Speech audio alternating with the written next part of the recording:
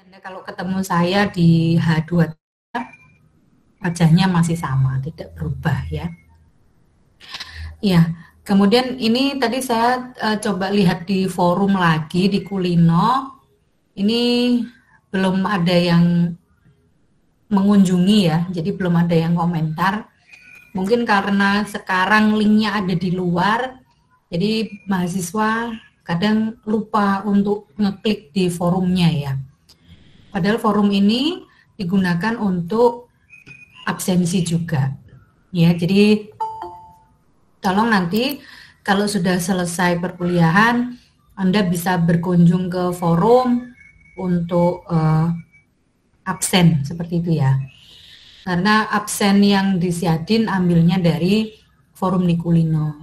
Nanti saya punya absen sendiri dari Google Meet ya. Jadi nanti saya bisa melihat siapa saja yang bergabung di Google Meet ini dari rekaman yang sudah dimiliki. Seperti itu. Sudah 27 yang bergabung, ya sudah lewat 2 menit, 9.32. Harusnya ada sekitar 36. Ada 36 mahasiswa kalau saya lihat di absensinya di Siadin ya. Berarti masih kurang 10 ya, masih ada 10 mahasiswa yang belum bergabung. Kemudian untuk grup WA itu juga sudah ada di Kulino. Silakan Anda bisa cek ya di Kulino. Mestinya kalau Anda sudah bisa bergabung di sini, juga sudah bisa bergabung di grup WA karena link grup WA itu ada di bawahnya link Google Meet ya. Jadi mestinya bisa langsung bergabung juga. Silakan nanti yang belum bergabung bisa bergabung ya.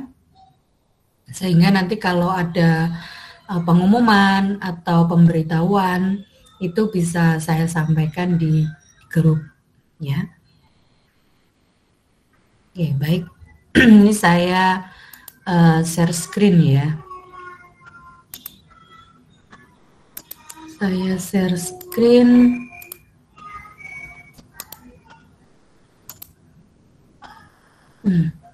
Apakah sudah nampak di tempat Anda? Sudah ya.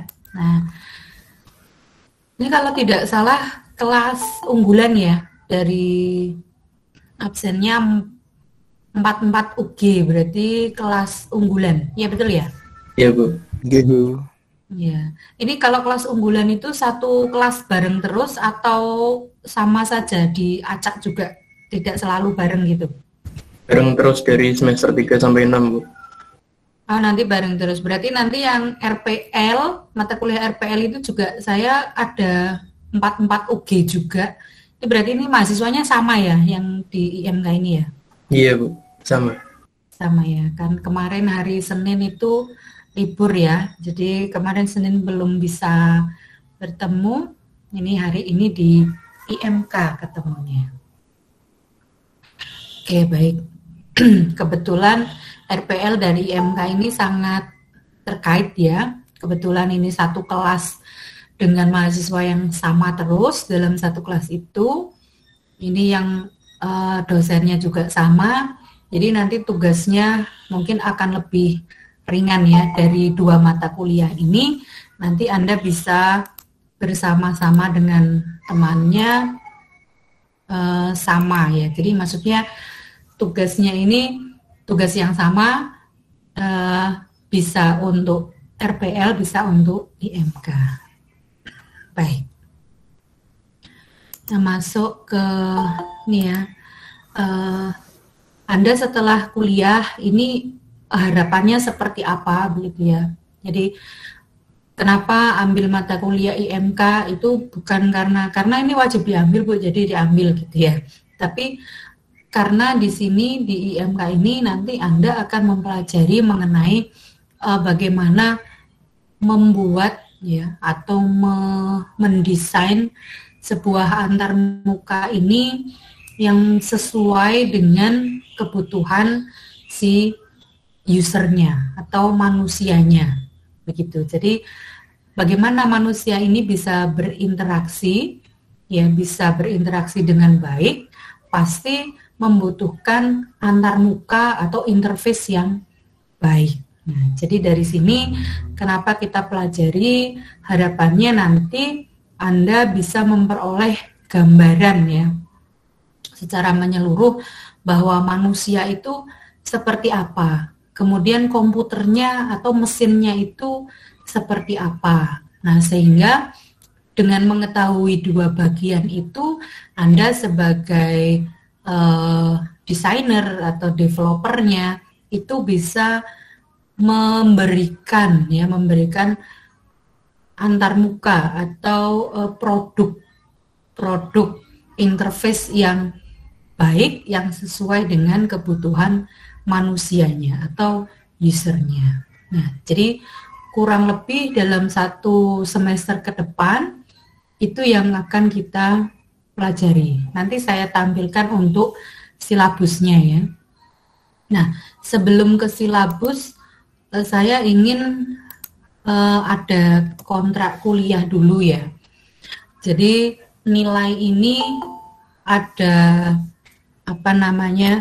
patokannya gitu ya. Ada Anda ini kira-kira berapa persentase untuk masing-masing bagian, misalnya di UTS, UAS maupun tugasnya. Nah, ini saya serahkan ke kelas ya. Jadi kalau Anda mungkin ingin UTS-nya berapa persen, UAS-nya berapa persen, itu boleh silakan Anda sampaikan. Nah, kalau UTS dan UAS itu menurut saya tidak terlalu perbedaan antara UTS dan UAS ini tidak terlalu besar ya, karena materi UTS itu sudah digunakan untuk UTS, tidak digunakan lagi untuk UAS, seperti itu ya. Jadi bobotnya ini hampir sama. Mungkin yang agak memberatkan kalau mahasiswa di offline itu ketika UAS itu harus 75%. Tapi kalau kita daring, saya rasa tidak masalah ya, karena perkuliahan ini tetap bisa kita laksanakan walaupun mungkin Anda dalam kondisi kurang sehat ya, atau Anda sambil mengerjakan pekerjaan yang lain, karena di masa pandemi ini banyak mahasiswa yang awalnya hanya kuliah saja karena kuliah harus selalu ke kampus gitu ya, kemudian kuliahnya menjadi daring, nah jadi ada kegiatan yang lain seperti itu. Jadi tidak masalah selama itu tidak mengganggu proses perkuliahan. Ya, jadi saya rasa untuk masalah absensi itu tidak ada masalah ya, tidak ada masalah karena Anda bisa kuliah dimanapun, kuliah sambil apapun ya, yang bisa dikerjakan. Nah, yang penting ada koneksi internet ya. Nah, masalahnya justru di koneksi internetnya. Nah, jadi untuk UTS dan UAS tidak masalah kalau diberi bobot persentase yang sama. Kemudian tugas, kalau tugas ini sebisa mungkin nilainya mungkin lebih besar dari UTS dan dan UAS ya. Karena tugas ini tidak tidak hanya satu. Kalau UTS kan kita UTS sekali, UAS sekali. Kalau tugas ini minimal ada 4 ya. Jadi ada tugas individu, ada tugas kelompok.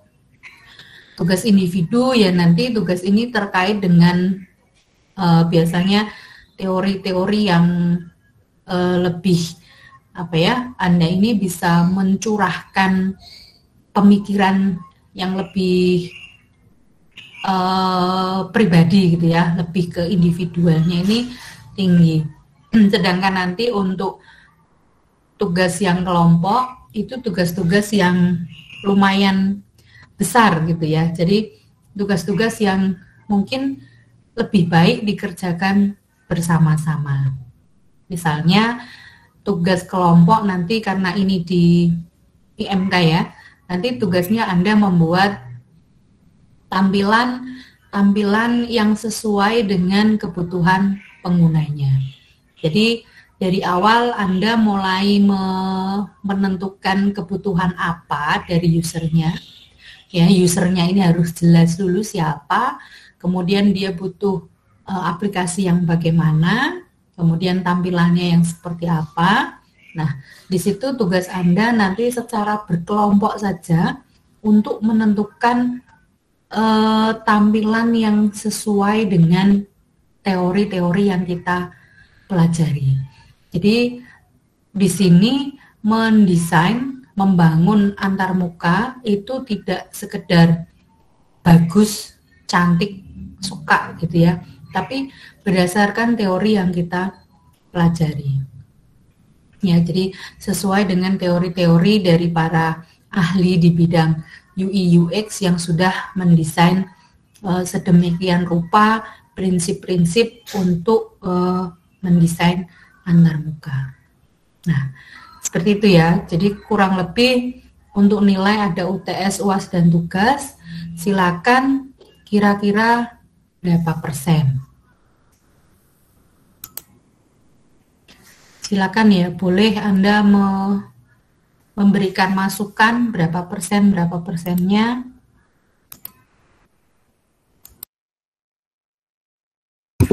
30, 35, 35. Untuk UTS UAS mungkin bisa 35, Bu.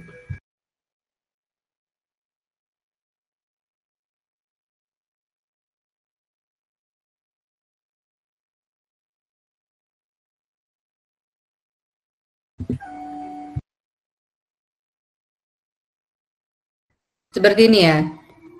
Ini baru masukan ya. Kalau Anda ada masukan lain misalnya kayaknya 35 kebanyakan Bu gitu ya. Mau 25, 25, 50 juga boleh ya, atau 30, 30, 40 juga boleh. Oh, ini kalau 35, 35, 40 30, Bu. kemudian ya. 35, 30. Ya. Kalau ada bonus nilai nggak apa-apa sih. Ya, kalau tugas 30% itu kalau saya sih agak eman-eman ya. Karena tugas ini kan 4 kali. Ya. 4 kali ini kan berarti dijadikan 1 kemudian dipersentasekan. Kalau hanya 30% mungkin kurang banyak gitu ya. Kalau UTS dan UAS itu hanya 1 kali ya. Jadi 1 kali nilainya sekian, yang 4 kali nilainya 30%. Ya silakan. Dari kelas ini kesepakatannya bagaimana? Bumi. Ya. Izin bertanya, Bu. Ya, silakan. Untuk UTS dan UAS di mata kuliah IMK ini biasanya mahasiswa rata-rata nilainya berapa ya, Bu?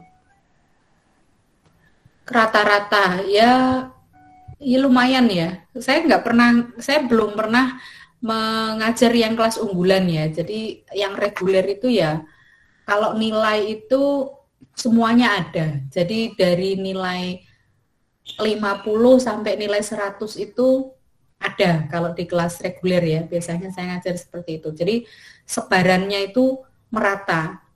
Yang D yo ada, yang C ada, yang BC ada. Jadi ada semua kalau yang reguler. Nah, kemungkinan kalau yang unggulan ya bagus semua ya. Kan unggulan kan ya, maksud ada yang D kan. Gitu. Saya izin ini buat yang nilai. Gimana? Yang untuk pembagian nilai. Pembagian nilai. Kalau menurut saya kan apa itu, kalau yang tugas itu kan kata Bu Umi kan ada 4 kali, yang dimana effortnya kan lebih. Jadi gimana kalau misalnya yang UTS UAS 30-30 dan tugasnya 40? Bisa seperti itu ya. Ini tapi ada ya balik masukan. Lagi tergantung kesepakatan teman-teman sih. Ya, ini ada pendapat dari teman yang lain ya. Silakan boleh berbeda pendapat. Nah, kalau nilai itu semua kembali ke mahasiswa ya. Jadi misalnya biasanya dapatnya berapa Bu kalau mahasiswa? Kalau Anda rajin, saya yakin nilai A itu tidak sulit ya. Karena ini kan berdasarkan apa yang sudah Anda kerjakan begitu. Jadi kalau misalnya ada tugas dikumpulkan, kalau Anda sudah mengerjakan dikumpulkan, kalau ada yang misalnya oh tidak sesuai, itu kan nanti saya berikan ini tugasmu tidak sesuai, harus diperbaiki. Nah, kalau diperbaiki pasti akan ada perbaikan nilai kan gitu ya. Jadi sebenarnya kalau dari saya asal Anda rajin ya, rajin mengerjakan itu nilainya pasti bagus, minimal B lah ya. Jadi kalau rajin itu minimal B. Kenapa kok sampai ada yang nilainya C atau bahkan D atau E gitu ya? Itu biasanya ya yang mengerjakan asal mengerjakan dikumpulkan. Ternyata tidak sesuai dengan tugasnya gitu ya. Nah, memang di IMK ini ada beberapa mahasiswa yang ketika mendesain itu tadi tidak sesuai dengan teori-teori yang ada. Jadi yang didesain itu ya menurut dia bagus itu. Ketika ditanya kenapa kok seperti itu, nah, jawabannya ya saya sukanya begini gitu ya. Jadi ini sudah tidak berlaku lagi. Saya sukanya seperti ini bukan masalah suka atau tidak suka ya, karena Anda di sini posisi sebagai desainer. Kalau Anda sebagai klien ya mungkin bisa oh saya suka, saya tidak suka, itu selera dari kliennya. Tapi kalau Anda kan sebagai desainer, mestinya Anda bisa memberikan masukan atau memberikan penjelasan kepada kliennya kenapa kok didesainnya seperti itu. Jadi tidak boleh hanya suka, tidak suka gitu, tapi ada alasan yang tepat seperti itu ya. Jadi kalau nilai itu asal Anda rajin ya, kalau ada yang tidak tepat diberitahu kemudian Anda mau belajar lagi, biasanya nilainya bagus. Kenapa tidak bagus? Karena ada tugas asal mengerjakan, diberi masukan, ya saya suka kok gitu ya. Nah itu yang membuat Anda tidak bisa berkembang menjadi lebih baik karena tidak mau membaca. Ini banyak seperti itu. Jadi tidak mau membaca teorinya, yang penting yang membuat ini suka gitu ya. Jadi itu tolong Anda ingat-ingat, jangan yang penting membuat terus suka gitu ya. Jadi diperhatikan dari teori-teori yang ada ya. Jadi kalau tadi ditanyakan kira-kira nilainya berapa, asal Anda rajin pasti nilainya bagus. Ya, rumusnya rajin sama dengan bagus gitu ya nilainya. Nah, silakan. Kira-kira ini ada masukan ya dari Mas Bagus 30, 30, 40. Kalau ada yang lain misalnya mau kebesaran 40 misalnya gitu ya, atau kekecilan tugasnya 40 ya, boleh silakan. Ini sudah ada 37 partisipan, berarti sudah masuk semuanya. Silakan. Mau disepakati pilihan ini saya ini ya. Jadi yang 35 ini pilihan pertama. Yang 30 40 ini pilihan kedua. Atau mau ada yang memberikan masukan lagi untuk pilihan ketiga juga boleh. Ada?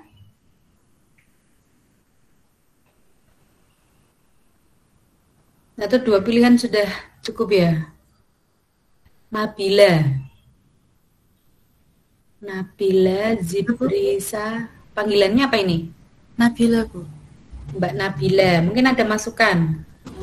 Sebelum masukan, saya mau tanya dulu, Bu. Untuk Ya. UTS dan UAS itu model ujiannya itu kita seperti ujian teori biasa atau bisa modelnya seperti tugas besar atau proyek? Nanti seperti ujian teori biasa. Jadi teori berdasarkan apa yang sudah pernah kita buat gitu ya. Jadi teorinya tidak teori yang seperti definisi teori yang ngapalin, itu bukan ya. Jadi teori tapi bukan teori yang menghafalkan, tapi teori dari yang sudah pernah diterapkan. Misalnya kita misalnya ya nanti kalau sudah masuk di bagian manusia, itu tidak lagi pertanyaannya manusia itu seperti apa, kemudian alat-alat input outputnya seperti apa, tapi langsung masuk ke misalnya manusia itu punya mata yang seperti apa, kemudian nanti berarti untuk implikasi ke desainnya bagaimana gitu. Jadi teori tapi bukan teori yang model menghafal ya, tapi teori yang aplikatif. Seperti itu. Jadi walaupun teorinya sama, ketika mahasiswa ini menjawab pertanyaan yang untuk diterapkan gitu ya, pasti akan berbeda-beda kalimatnya. Nah, kalau yang sama ini juga banyak ya, kalau di reguler itu banyak yang pertanyaannya memang sama, tapi mahasiswa sudah punya karya yang berbeda-beda, pasti jawabannya akan berbeda, tapi nyatanya ya sama itu ya. Nah, itu kan kelihatan ya, biasanya ya nilainya tidak maksimal. Gitu. Jadi teori seperti kelas teori biasa, tapi teorinya bukan teori yang menghafal ya, teorinya teori penerapan dari apa yang sudah Anda pelajari. Begitu, Mbak Nabila.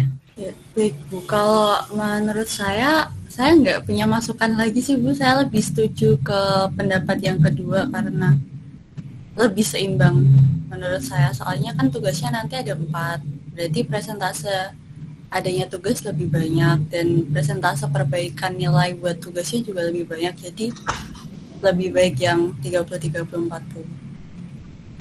Oke, baik, terima kasih masukannya Mbak Nabila. Silakan yang lain ya, mungkin setuju yang 1 atau 2, silakan. Atau kalau Anda yang mic-nya bermasalah, boleh kok ditulis di pesan itu ya, di on-call message-nya. Anda mungkin mau setuju 1 atau setuju yang kedua, atau punya masukan baru, boleh. Silakan ya.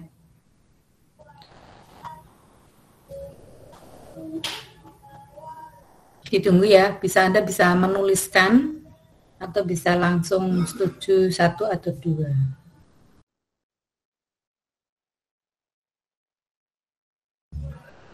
Ini sudah ada setuju kedua 2. Banyak yang 2 ya, mungkin tadi karena ada tugasnya lebih banyak, jadi lebih banyak 10% gitu ya. Oke, baik. Ini banyak yang 2, berarti kita ambil yang kedua ya. Itu ada yang pasrah, jangan pasrah ya. Nanti Anda nilainya saya kasih pasrah juga ya. Oke, jadi yang kita ambil yang kedua.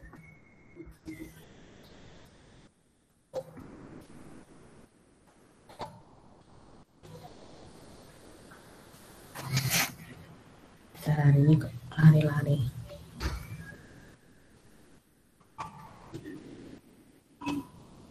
Kita ambil yang kedua, 30, 30, 40. Oke ya, kemudian ketua kelas. Nah, walaupun kita online ya, mungkin Anda tetap juga butuh ketua kelas karena kita bisa, ketua kelas bisa menjembatani gitu ya. Misalnya ada pertanyaan-pertanyaan yang Anda kok rasanya risih kalau saya tanyakan di grup gitu. Nah, Anda bisa bertanya lewat ketua kelasnya kalau misalnya malu ya.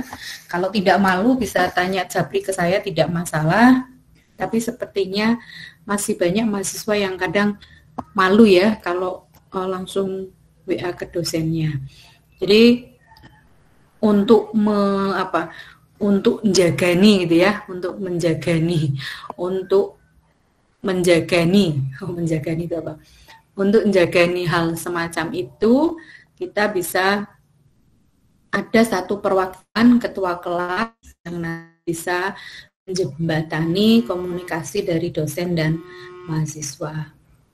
Silakan ya, saya tidak usah menunjuk ya, jadi Anda yang mungkin sudah biasa jadi ketua kelas boleh ya, atau Anda memang punya kemampuan dan kayaknya kalau jadi ketua kelas itu semakin bersemangat, itu juga bagus ya. Jadi silakan Anda langsung menyatakan kesanggupan ya. Saya khawatirnya kalau saya tunjuk nanti ada ketidakrelaan. Nah, atau temennya yang biasa, oh itu Bu biasa jadi ketua kelas, bagus, rajin. Boleh temannya dicalonkan ya, boleh. Atau lebih baik itu mencalonkan diri sendiri ya. Saya bersedia Bu, misalnya seperti itu. Itu saya lebih senang seperti itu. Karena berarti tidak ada paksaan dan tidak ada keberatan. Anda memang bersedia. Silakan. Boleh ya.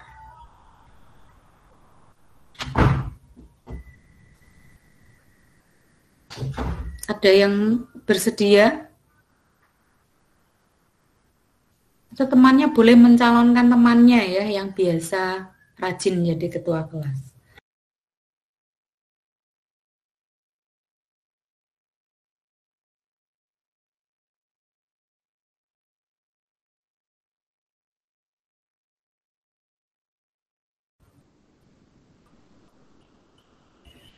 Ayo silakan.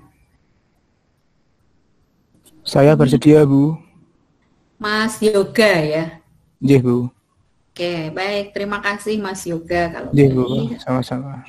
Nah, ini kan enak ya. Jadi saya juga senang Mas Yoga. Yoga Mahindra ya. Nggih, Bu. Nanti dikasih foto ya profilnya biar kelihatan wajahnya. Nggih, Bu, siap. Ya, jadi ketua kelasnya ada Mas Yoga Mahindra. Kayaknya sudah kenal semua ya. Kan kelasnya bareng terus ya.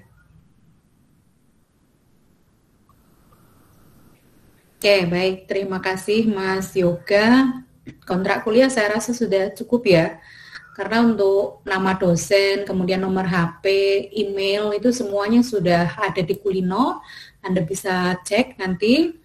Kemudian nomor HP juga sudah ada di grup WA ya. Jadi Anda bisa menghubungi saya.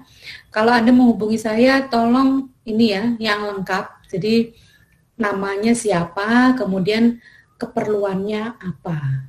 Gitu ya, jangan tiba-tiba posisi di mana Bu gitu ya. Loh ini siapa, ada keperluan apa. Jadi dalam satu teks itu langsung selamat pagi atau selamat siang atau salam gitu ya.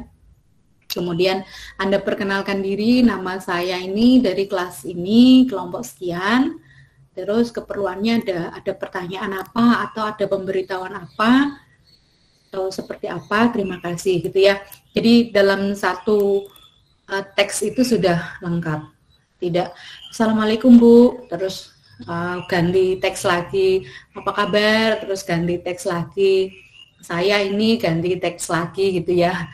Jadi dalam satu teks itu sudah memuat semua informasinya. Seperti itu ya, nanti kalau Anda memang ada keperluan ngirim WA ya atau SMS, tapi sepertinya sudah jarang ya SMS ya. Anda bisa WA saya. Tidak perlu telepon ya, WA saja. Kalau memang itu sulit untuk diketik karena terlalu lama, ya Anda bisa WA dulu, maaf Bu, saya bisa telepon sebentar begitu ya. Kenapa? Karena banyak nomor itu masuk, saya tidak tahu nomornya, biasanya tidak saya angkat. Karena sering itu ini ya, ada yang menawarkan utang, menawarkan asuransi, ada yang nagih utang, yang utang siapa, yang ditagih siapa gitu ya. Jadi nomor-nomor yang tidak dikenal biasanya tidak saya angkat. Jadi kalau ada keperluan, Anda mau menelpon, Anda bisa WA dulu. Seperti itu ya. Baik, kemudian ini silabus. Silabus, bentar saya stop dulu.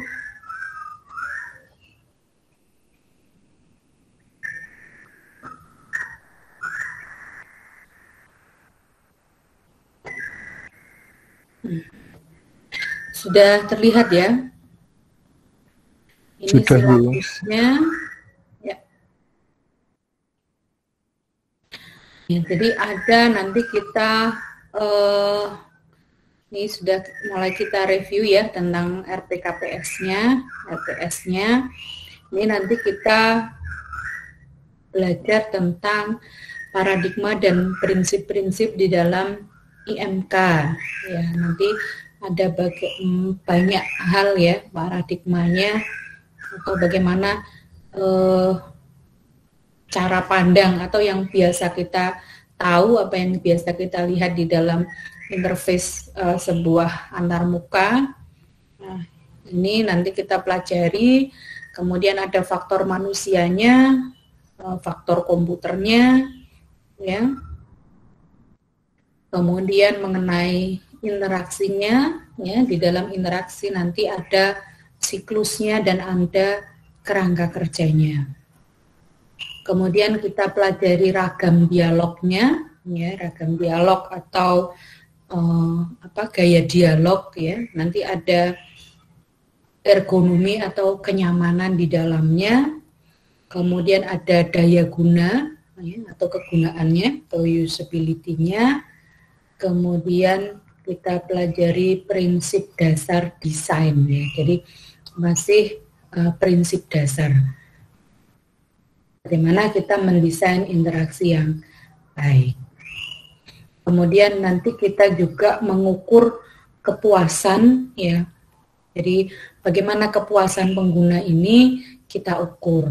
Ya, nanti kita mengukurnya dengan kuesioner. Mudah-mudahan di pertemuan 10 itu kita sudah bisa PTM ya, 10 minggu yang akan datang kita sudah bisa PTM, sehingga kita bisa ketika menyebar kuesioner itu kita bisa melihat wajah orangnya gitu ya. Ketika kita bertanya melihat orangnya itu kan lebih memaksimalkan penelitian kita ya, daripada data itu orang mengisi lewat Google Form ya. Kita tidak pernah melihat bagaimana kondisi orang ini ketika menggunakan antarmuka yang kita desain. Ya, mudah-mudahan kita bisa sehat, bisa ketemu di pertemuan berikutnya. Ya, kemudian ada desain dan notasi dialog. Notasinya nanti seperti apa? Kemudian ada presentasi dan properti leksikalnya. Jadi ketika nanti kita merancang pesan ya, merancang tampilan ini, presentasinya seperti apa, kita bisa melihat orangnya. Jadi kita bisa mendesain itu bisa seakan-akan pengguna ini seperti mesin gitu ya, atau mesin ini diperlakukan seperti manusia, atau mesin ya mesin gitu ya. Jadi mesin itu bisa seperti manusia atau mesin itu mesin, seperti itu. Nanti kita pelajari di pertemuan 12. Kemudian ada model pengguna. Ya, ini ada model kognitif. Nanti kita membuat model untuk merancang tampilan yang baik. Ya. Kemudian ada teknik evaluasi dan ada konsep groupware. Nah, jadi bagaimana kita bekerja tidak dalam waktu yang bersamaan, bekerja tidak dalam tempat yang sama ya, dan seterusnya. Yang seperti sekarang ini kita sudah menerapkan sedikit mengenai groupware ini ya. Jadi kita bareng-bareng bekerja, kuliah ya, tidak dalam waktu, mungkin ada yang waktunya tidak sama kalau Anda tidak di sini ya, mungkin Anda di luar negeri.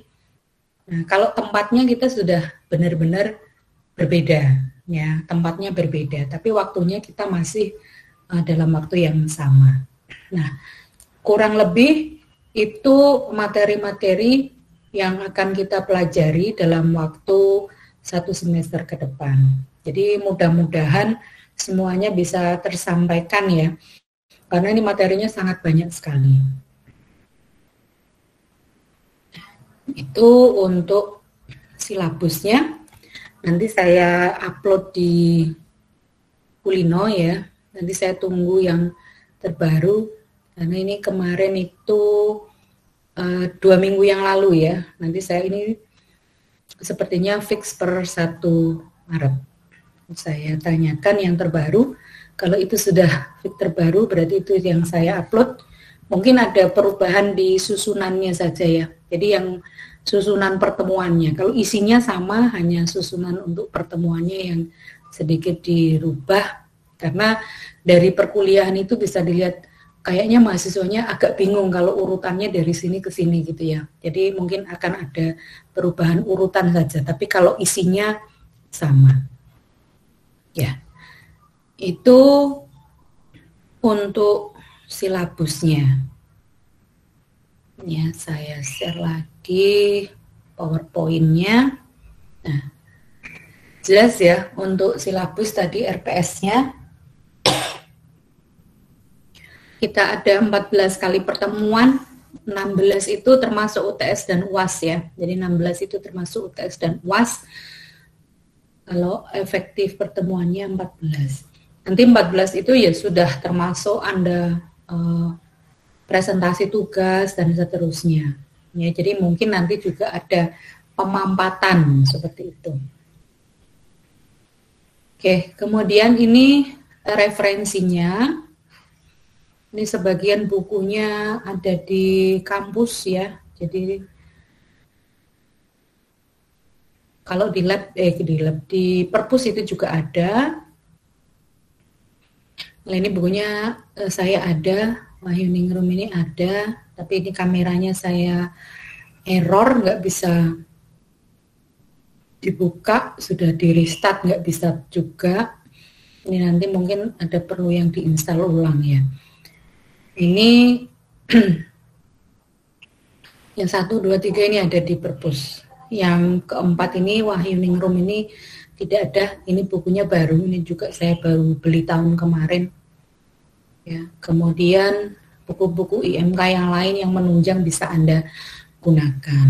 Nah, kalau Anda mencari sumber dari internet itu juga, nah hati-hati ya. Jadi dicari sumber yang ada sumbernya. Jadi sumber yang memiliki sumber gimana. Jadi setiap misalnya ada artikel itu kan di bawahnya pasti ada pustakanya ya, ada literasinya. Nah, Anda bisa melihat dari literasi tersebut. Jadi membaca ini tidak hanya melihat yang ditulis tapi tahu oh ini sumbernya literasinya dari mana. Gitu ya. Jadi ilmu ini tidak hanya dari satu buku, Anda bisa dari banyak buku. Google juga sudah sangat luar biasa ya. Yang penting Anda ketika mencari itu diperhatikan betul sumbernya bagaimana. Ya. Jadi itu untuk kontrak kuliah, silabus atau materi dan referensi. Sampai sini ada pertanyaan? Permisi Bu Umi, saya izin bertanya Bu. Ya, silakan. Sebelum masuk ke perkuliahan inti, saya izin bertanya, kira-kira dalam mata kuliah IMK ini, adakah nanti suatu perangkat lunak yang perlu kita install untuk ngikutin perkuliahan ini Bu? Atau gimana Bu? Kan kita ada desain dan lain-lain juga. Ya, kalau desain saya membebaskan ya, kan Anda sudah semester 4, mungkin ada yang sudah terbiasa pakai desain-desain tertentu gitu ya.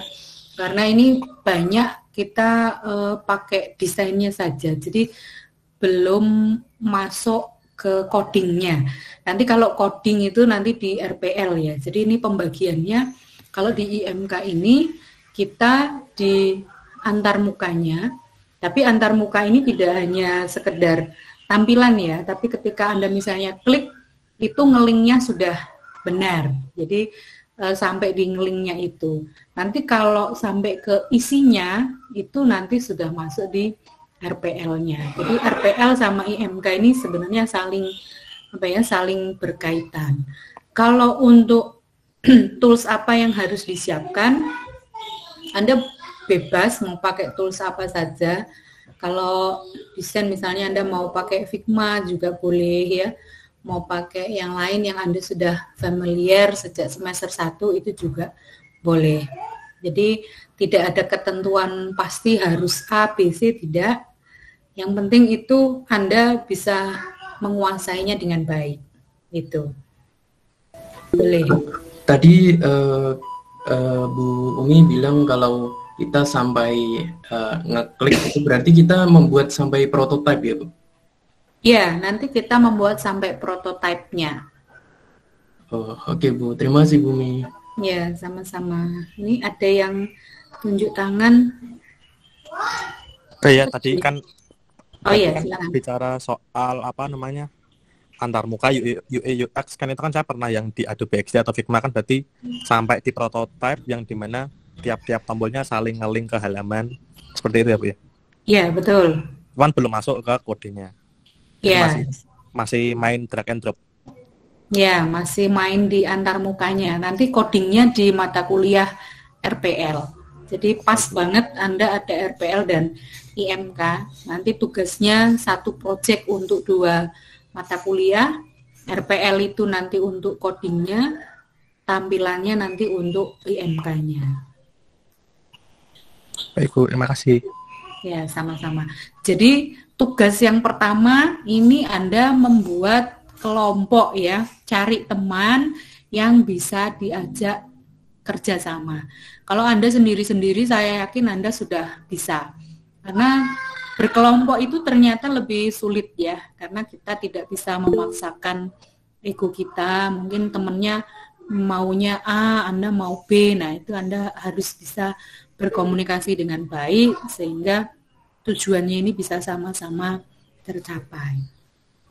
Ya, Mas Naufal, gimana? Sudah Permisi Bu, saya izin bertanya lagi Bu. Ya, silakan. Tadi Bu Umi bilang kalau kita satu project bisa nanti akan digunakan untuk RPL dan IMK. Nah, kira-kira kita satu project itu berbasis web atau mobile ya Bu?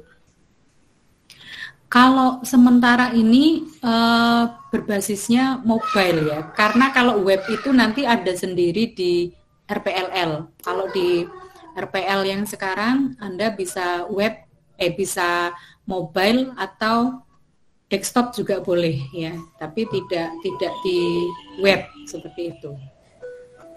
Oke, baik Bu Umi, terima kasih lagi Bu. Sama-sama. Seperti itu ya. Jadi tugas Anda yang pertama kali di pertemuan pertama ini adalah mencari teman yang bisa diajak bekerja bareng.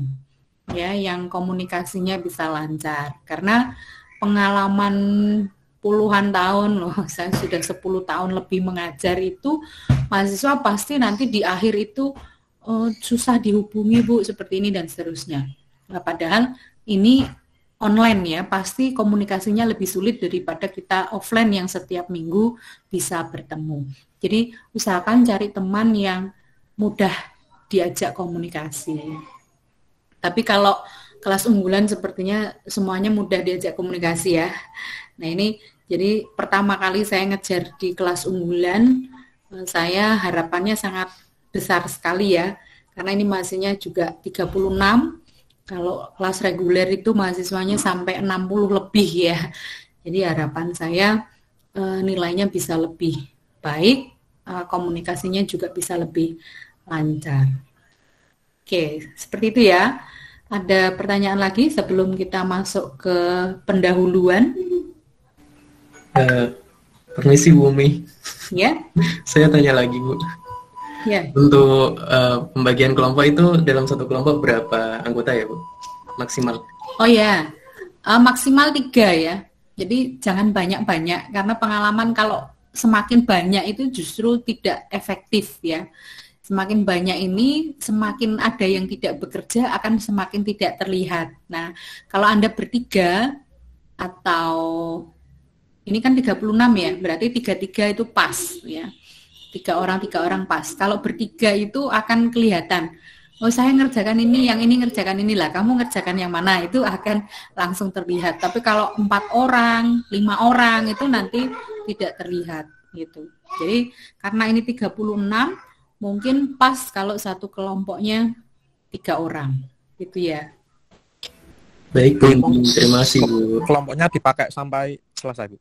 Maksudnya sampai Kelompoknya dipakai sampai 1 semester ini. satu semester. Oke. Ya, dan karena ini juga satu kelasnya sama dengan RPL, kelompoknya disamakan saja dengan yang kelompok RPL.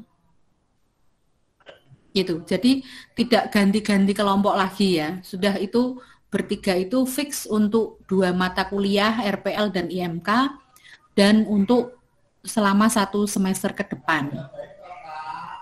Itu ya. Oh ya Bu, apa itu namanya soal perkelompokan apa namanya? Itu nanti kan ada 2 opsi, maksudnya itu milih sendiri atau acak. Soalnya kan kalau semisal milih sendiri tidak menutup kemungkinan ada mungkin 1 sampai berapa orang yang mungkin apa ya tidak dapat kelompok atau takutnya gimana. Jadi ya ini kelompoknya milih sendiri apa dipilihin apa gimana? Kalau saya biasanya mahasiswa saya persilahkan untuk milih sendiri, karena kan saya tidak mengenal Anda secara personal ya. Kemudian juga kalau Anda tidak cocok dengan teman yang biasa diajak bekerja sama, itu juga pasti ketika mengerjakan tidak nyaman. Jadi Anda silakan bisa mencari teman kelompok sendiri yang bisa diajak kerjasama. Kalau misalnya nanti ada yang saya nggak punya teman kelompok Bu, gitu ya. Ya, jangan berkecil hati ya. Jangan berkecil hati, tidak ada yang ngajak berkelompok gitu. Anda berarti perlu perlu introspeksi diri. Mungkin Anda selama ini terlalu tertutup dengan temannya, Anda kurang bersosialisasi sehingga teman-temannya kurang mengenal Anda gitu ya. Jadi silakan yang mungkin belum kenal dengan temannya bisa mulai mengenalkan diri ya, mulai bisa tebar pesonanya ditebarkan biar temannya tahu ada ternyata si ini itu loh orangnya komunikasinya baik, dia juga pinter ini dan seterusnya ya.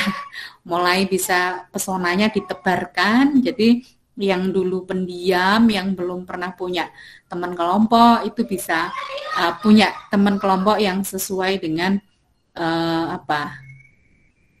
dengan keinginannya gitu ya. Kalau harus sesuai dengan keinginan semua sih memang tidak mungkin ya, tidak mudah untuk mencari teman yang sesuai dengan keinginan. Minimal Anda bisa berkomunikasi dengan baik dengan temannya. Begitu Mas, bagus ya. Siap. Ya, jadi silakan Anda mencari teman sendiri yang kira-kira bisa diajak kerja sama.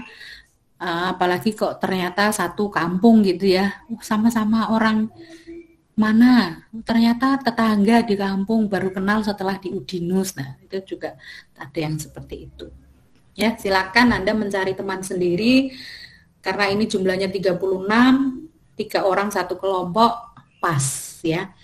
Nanti kalau misalnya tidak dapat kelompok, ya nanti masuk yang masih 2 orang. Terus Anda jangan merasa tersisih gitu ya, saya ini sisa-sisa. Oh tidak ada yang sisa-sisa. Semua itu hanya Anda kurang tebar pesona saja, jadi temannya belum kenal gitu ya. Jadi silakan mencari teman untuk berkelompok. Ya, sampai sini ya. Nanti misalnya Anda sudah punya kelompok, kok ada yang belum punya kelompok, Anda bisa di grup, bisa teman-teman yang belum punya kelompok siapa, misalnya bisa seperti itu. Jangan malu-malu ya, nanti kalau malu nggak ada teman kelompoknya. Oke? Jelas ya? Jelas Bu, terima kasih Bu Mi. Ya, sama-sama. Ini kita masuk sedikit ke materi. Jadi ini interaksi manusia dan komputer. Kalau kita lihat secara umum ya, umumnya itu seperti ini. Jadi di sini manusia, kemudian ada mesin atau kita menyebut ada komputer seperti itu. Nah, kemudian yang di sini yang merah ini antar mukanya. Nah, antar muka ini juga di sini ada prosesnya, nanti yang dia memproses ke dalam mesinnya. Nah, tugas kita nanti ada di bagian kuning ini, gitu ya. Jadi tugas kita ada di bagian antar muka ini.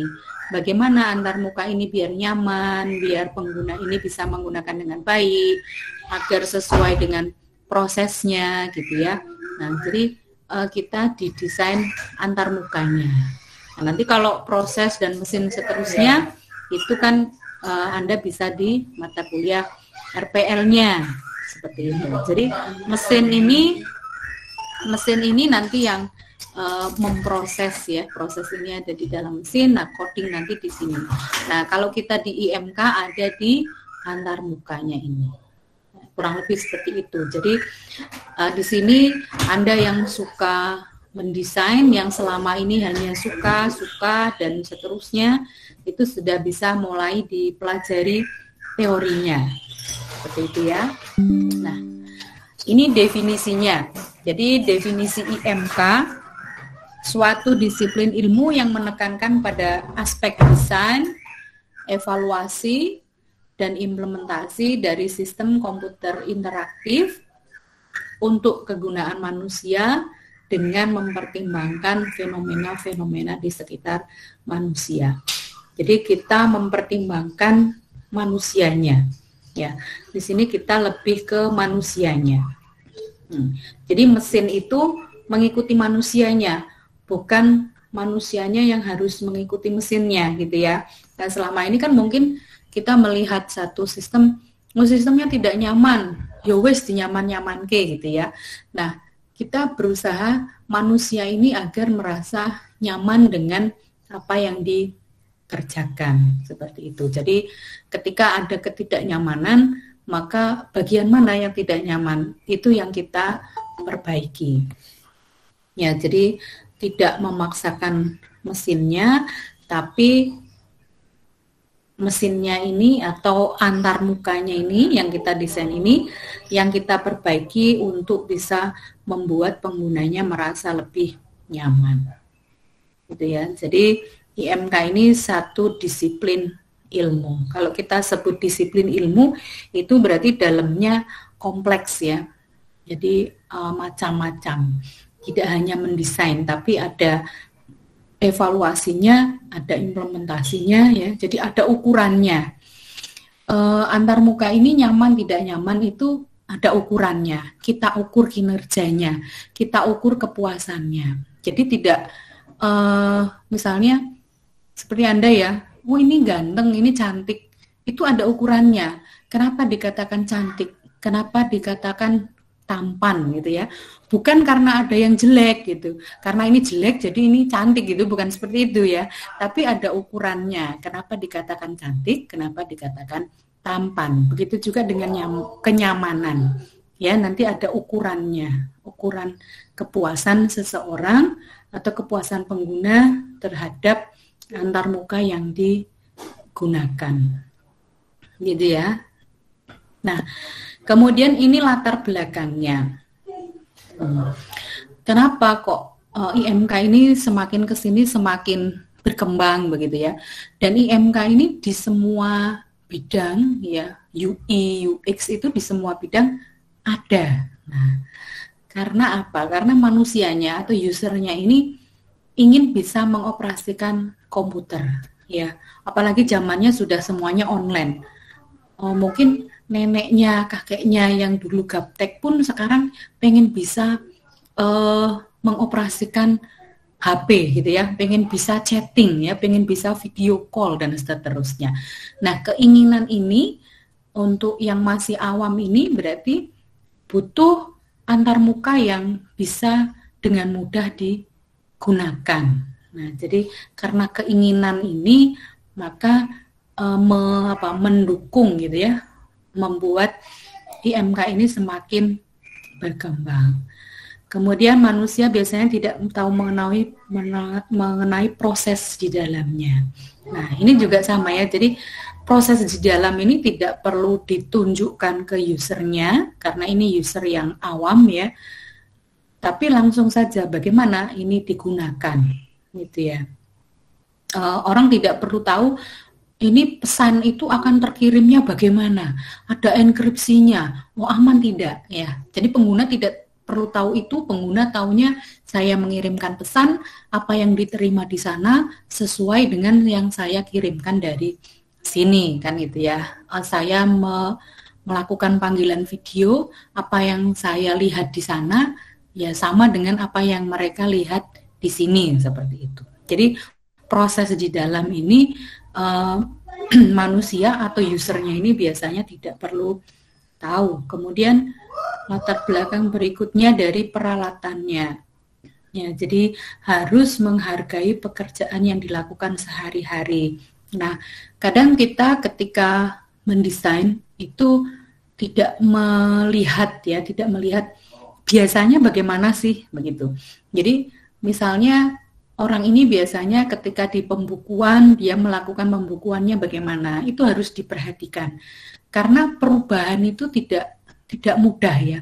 Jadi perubahan ini dibuat semirip mungkin. Misalnya ketika ke aplikasi tampilannya ya hampir-hampir mirip dengan pembukuan manual yang sudah biasa dikerjakan. Jadi kita menghargai apa yang sudah biasa dilakukan sehari-hari. Tidak langsung semuanya berubah. Ya. Kalau kita lihat di aplikasi-aplikasi memang tampilannya mirip dengan apa yang kita biasa lihat sehari-hari. Ya, kalau belanja ya di situ ada ikon keranjang ya. Jadi hal-hal semacam itu juga masih diperhatikan. Kemudian tidak semua desain ini berdasarkan intuisi ya. Jadi kayak tadi, wah menurut saya ini bagus. Oh ini kira-kira dan seterusnya. Tapi desain ini juga berdasarkan teori yang ada gitu ya. Ya, jadi intuisinya ada, teorinya juga ada. Kemudian sulit membuat desain yang konsisten dan handal. Nah, karena kesulitan ini makanya kita perlu belajar bagaimana biar lebih bisa konsisten dan hasilnya juga bisa menjadi handal. Nah, kemudian tidak sekedar menampilkan wajah yang cantik. Ya, jadi cantik ini perlu, tapi apakah dari tampilan yang cantik itu mendukung tugas-tugas yang dikerjakan? Kalau cantik dan mendukung itu bagus ya, tapi kalau hanya sekedar cantik, tapi tugas-tugasnya tidak terlaksana dengan baik, ya tidak sesuai dengan kebutuhan si usernya, ya itu juga sayang sekali gitu ya. Jadi kecantikan dari tampilan ini tidak bisa mewakili dari tugas yang harus diselesaikan. Kemudian desainer dan produsen tidak dapat mengabaikan penggunanya. Ya, jadi pengguna ini yang utama ya, tidak boleh Anda abaikan.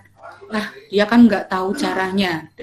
Justru karena pengguna ini tidak tahu bagaimana caranya, ya Anda harus bisa bagaimana pengguna ini bisa tahu tanpa harus banyak belajar dan seterusnya. Ya, itu tugas yang tidak mudah ya. Bagaimana membuat orang yang tidak tahu sama sekali, mungkin belum pernah lihat, begitu melihat dia bisa menarik dan bisa mengerjakan tugasnya. Nah, itu PR yang sulit. Ya, user friendly itu tadi. User friendly, easy to use ya. Jadi orang yang belum sering menggunakan pun merasa nyaman, merasa mudah menggunakan, kemudian dia yakin bahwa apa yang dia lihat itu, ya itu yang akan dia dapatkan. Kalau dia save, ya dia yakin ini sudah ke-save gitu ya, dan seterusnya. Nah, kemudian ini pentingnya IMK, kita melihat dari beberapa sudut pandang ya. Yang pertama ini dari sisi pasarnya. Ya. Manusia menggunakan komputer setiap hari, manusia tidak memiliki banyak waktu untuk belajar, makanya peralatan ini harus mudah digunakan dan mudah untuk dipelajari. Kalau harus banyak belajar, harus banyak mengingat dan seterusnya, kemungkinan akan ditinggalkan, itu kan ya. Jadi karena zaman sekarang banyak persaingan, kalau Anda merasa tidak nyaman berbelanja dengan aplikasi A, tampilannya kurang menarik, orang akan berpindah ke aplikasi B. Karena apa? Karena harganya sama, diskonnya gede-gedean dan seterusnya ya. Jadi tampilan di sini sangat penting. Ya, pengguna yang beraneka ragam, latihan yang minimum. Kalau di kantor itu paling ada pelatihan berapa hari sudah harus digunakan. Ya. Apalagi kalau belanja tidak ada latihan ya. Begitu dilihat, wah aplikasi ini menjelimet, muter-muter, nggak jadi belanja, install e-commerce yang lain dan seterusnya. Jadi itu ya, bagaimana user ini puas, maka aplikasi itu akan digunakan, maka produknya akan terjual dan seterusnya. Kemudian dari sisi manusianya, ya manusia punya kelemahan, misalnya dari ketika ada kesalahan yang dilakukan, maka dia akan kehilangan waktu, pasti ya, dia sudah menggunakan waktunya banyak, ternyata hasil kerjaannya tidak sesuai, kemudian kehilangan uang, jelas, bahkan bisa kehilangan nyawa, gitu ya, jika melibatkan sistem yang kritikal, misalnya Anda punya aplikasi yang terkait dengan kesehatan dan seterusnya, ya, jadi lebih berhati-hati. Penelitian yang berhubungan dengan subjek manusia itu juga ada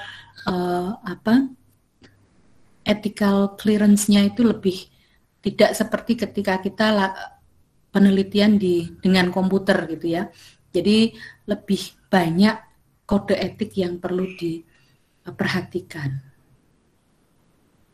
Kemudian dari sudut sosial, komputer memberikan sumbangan yang besar dalam kehidupan manusia, jelas ya. Jadi memang saat ini sudah sangat terasa sekali pembelajaran. Nah, kita bisa melihat sekolah-sekolah, kampus-kampus yang sudah siap dengan teknologinya, dengan pandemi ini tidak begitu banyak perubahan ya. Kuliahnya tetap berjalan. Sekolah-sekolah SD yang bagus itu juga tetap berjalan. Tapi kita bisa melihat sekolah yang mungkin belum siap dengan semua itu, akhirnya anak-anak banyak yang menjadi korbannya, gitu ya. Tidak pernah masuk sekolah, tidak ada sekolah daringnya, hanya diberi tugas lewat WA, dan itu tidak berjalan. Akhirnya gurunya keliling ke rumah-rumah siswanya dan seterusnya. Jadi dengan teknologi ini mestinya bisa membantu, walaupun nyatanya ya banyak yang masih belum merasakan teknologi tersebut ya. Ternyata tidak punya HP yang bisa untuk Zoom misalnya, tidak punya HP yang bisa untuk Google Meet dan seterusnya. Ya, ini dari sisi sosial banyak yang sudah bisa kita rasakan, terutama lalu lintas ya. Anda hati-hati, sekarang tilangnya pakai e-tilang, sepertinya tidak melakukan kesalahan, ternyata ada peringatan mendapat surat e-tilang. Nah, ini tujuannya seperti ini. Ya, jadi gambar ini dari yang frustasi itu bisa jadi happy ya. Jadi tidak lagi membebani, tapi dengan tampilan yang baik ya, dengan tampilan yang baik ini orang bisa mengerjakan tugasnya dengan baik.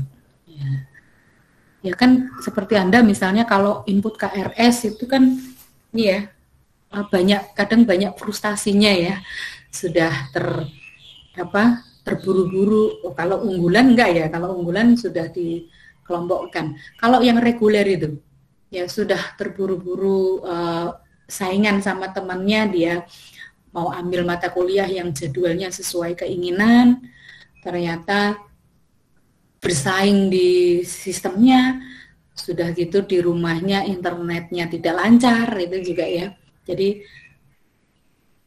sering banyak yang frustasi, akhirnya ya sudahlah yang penting kuliah itu ya. Sehari itu bisa kuliah 3 kali, pagi jam 7 kuliah, nanti jam 3:30 kuliah lagi, itu kan tidak nyaman ya. Ini tujuannya ini, jadi memudahkan manusia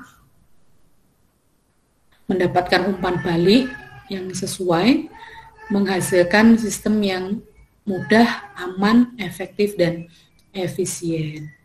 Nah, di sini mestinya Anda bisa melibatkan nanti penggunanya dalam proses mendesain. Jadi memang yang kita perhatikan selalu itu dari sisi penggunanya. Nanti yang kita ukur juga penggunanya, gitu ya.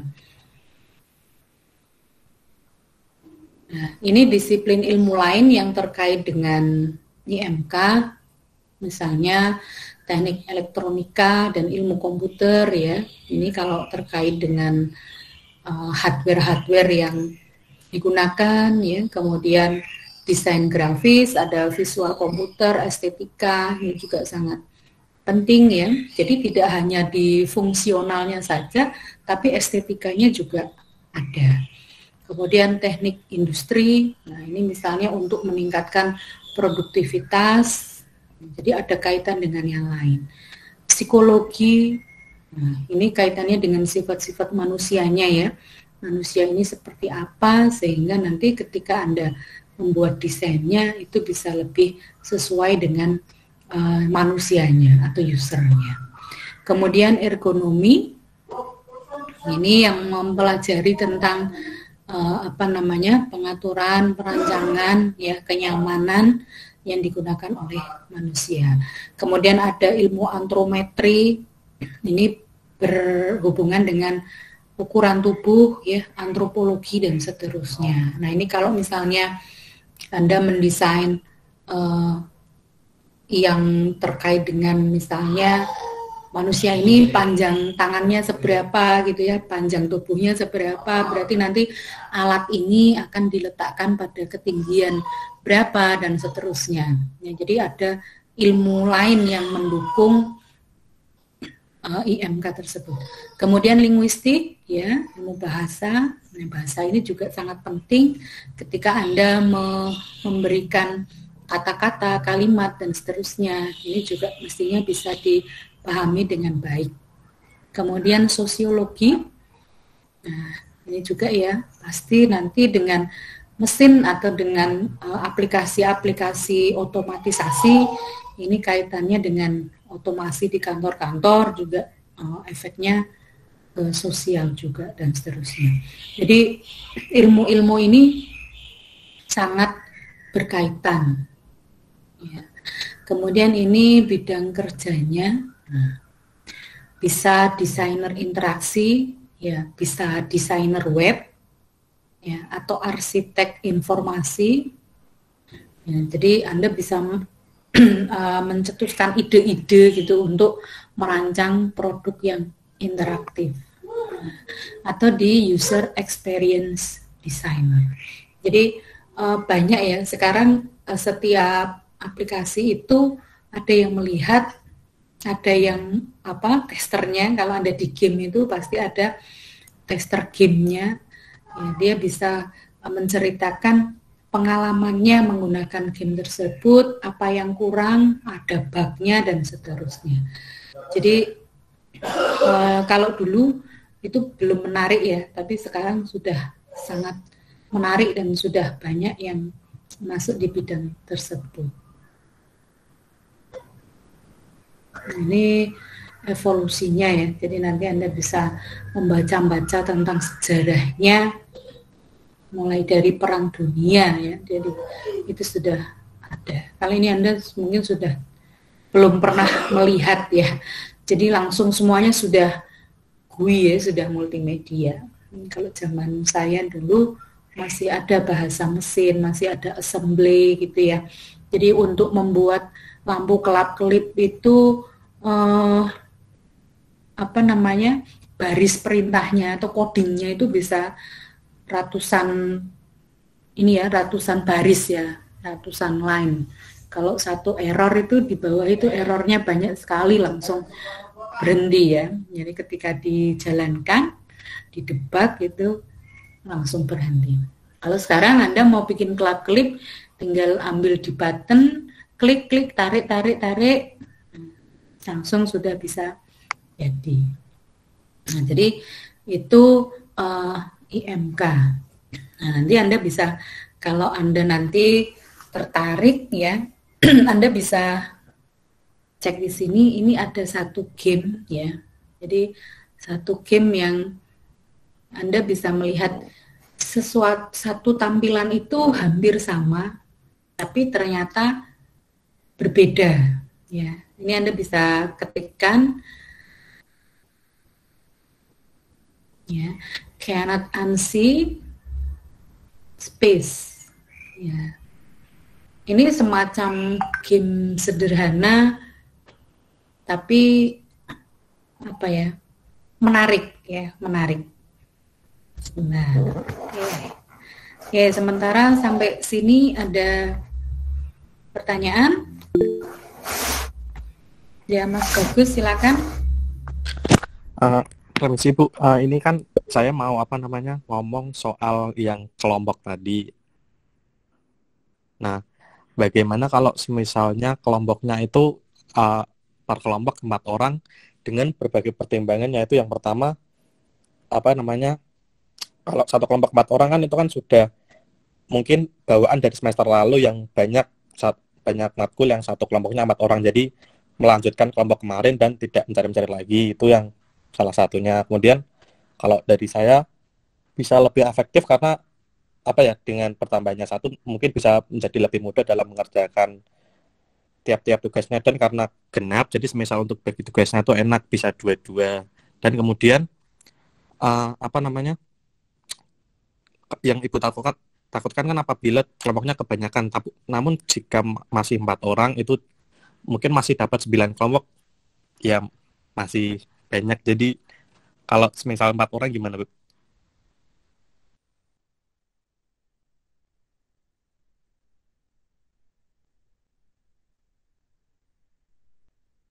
Kalau Anda ini berarti sudah ada kelompok dari semester 1 ya? Ya maksudnya biar tidak mengubah-ubah lagi gitu Bu. Ya silakan. Kalau memang ini kalau dari dulu sudah berkelompoknya itu terus, kemudian susah move on gitu ya, masih bareng-bareng, mau bareng-bareng, ya silakan. Tapi kalau misalnya ada yang selama 3 semester ini kok tidak merasa nyaman dengan kelompoknya yang dulu gitu misalnya ya, mau ganti teman kelompok itu ya silakan. Jadi dienakan saja, dienakkan saja. Kira-kira satu kelompok dengan teman-teman yang enak untuk diajak kerjasama itu yang mana? Seperti itu. Ya maksud saya ya kalau teman oke lah, mau siapa, cuman yang maksud saya itu balik lagi untuk penambahan satu anggota, jadi satu kelompok 4 orang. Satu kelompok 4 orang. Kalau 4 orang itu ini 36 berarti ada berapa kelompok? 9. Ada 9. Masih oke lah. Kalau 3 itu 12. Berarti 12 kebanyakan, ya. Bu. Kebanyakan.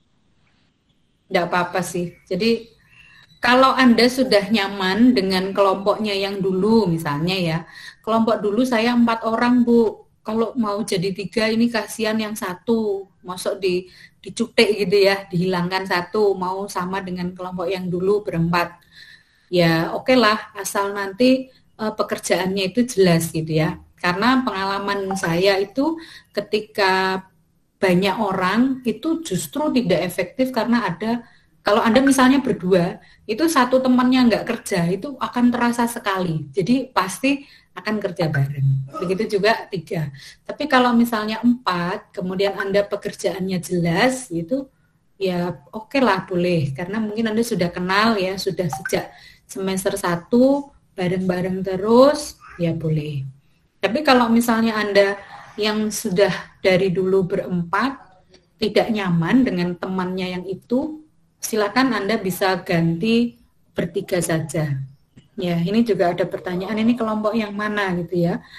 Jadi boleh bebas kalau Anda lebih nyaman dengan kelompok yang dulu berempat, mau berempat lagi, silakan. Tapi kalau Anda kelompok yang dulu, wah saya sudah males Bu sama yang itu, kerjasama bertahun-tahun tapi seperti itu misalnya ya, saya mau ganti teman, boleh. Ya, yang penting ada kelompoknya. Kalau Yap. Anda nyaman sudah dengan yang dulu berempat, susah move on gitu ya, boleh berempat. Tapi kalau Anda yang tidak nyaman dengan yang dulu, ganti baru, ganti saja, ganti yang baru ya, agar pekerjaannya lebih efektif. Benar, Bu. Siap. Terima kasih, Bu. Sama-sama. Gitu ya, jelas ya? Ya, Mas Naufal, silakan. Permisi Bumi, berhubung proyeknya digabung RPL dan IMK, saya ingin bertanya sesuatu. Ya, Untuk tadi kan kita akan membuat proyeknya itu berbasis mobile. Nah, di situ kita menggunakan Android Studio atau gimana, Bu? Kira-kira di RPL nanti? itu juga sama, Mas. Jadi kalau untuk tools itu saya bebaskan. Kalau Anda mau pakai Android Studio, silakan. Mau pakai yang lain, misalnya nanti saya nggak mobile, Bu, saya pakai desktop aja. Saya sudah bertahun-tahun belajar Python misalnya ya, mau pakai yang biasa, nggak pakai mobile, boleh. Atau yang untuk mobile, boleh. Jadi silakan, saya tidak mematok Anda harus yang mana ya. Yang penting Anda bisa bekerja itu sesuai dengan kemampuannya ya, sesuai dengan kemampuan dan keinginannya, seperti itu.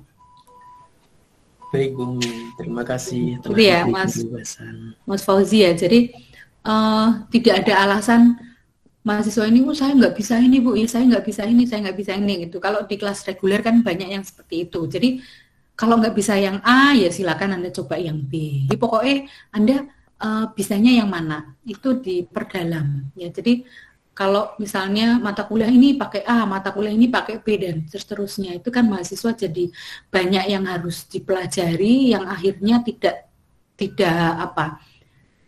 semuanya bisa gitu ya. Jadi lebih baik Anda belajar satu tapi Anda menguasai lebih dalam daripada Anda belajar 10 tapi tidak bisa semua gitu ya. Jadi itu dari saya, Anda bisa mulai dari dulu kan Anda sudah belajar ya. Nah, yang sudah Anda pelajari sejak dulu saja Anda perdalam lagi. Baik, Bumi. Gitu. Terima kasih, Bu. Ya. Nah, ini contoh tadi ya, link yang saya bagikan di slide itu seperti ini. Jadi nanti Anda bisa coba-coba. Ini pertanyaannya banyak sekali ya, sampai bosen mungkin ya. Jadi Anda bisa milih, ini desainnya seperti ini. Sekilas tidak ada perbedaan ya. Coba kita klik satu. Nah, ini di sini nambah poin ya. Nah, di sini Anda bisa meng-compare ya, bedanya apa. Nah.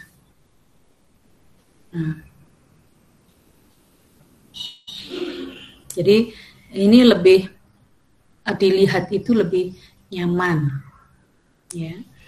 Kemudian bentuk ini juga, jadi nanti Anda bisa melihat lebih seksama. Ini sepertinya sama, tapi bedanya di mana? Nah, Anda bisa diperhatikan ya. Ini fotonya tidak backgroundnya ini sama dengan background yang lain. Kalau ini ada lingkarannya, kemudian ada tebal fontnya dan seterusnya. Coba saya klik yang ini.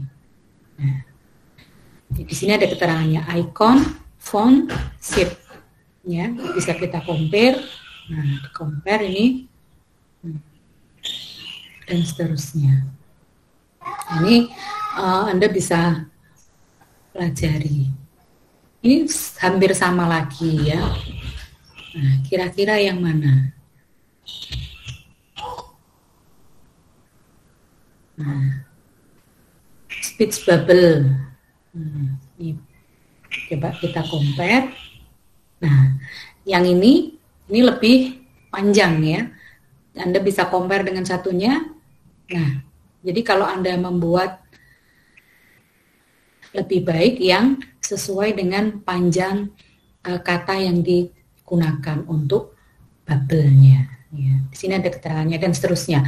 Nanti Anda bisa lihat-lihat ya, daripada bengong gitu, Anda bisa mencoba-coba.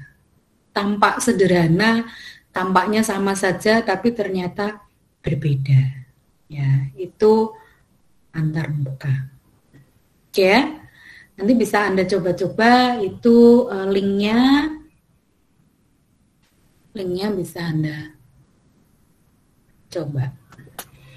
Baik, sampai sini ada pertanyaan?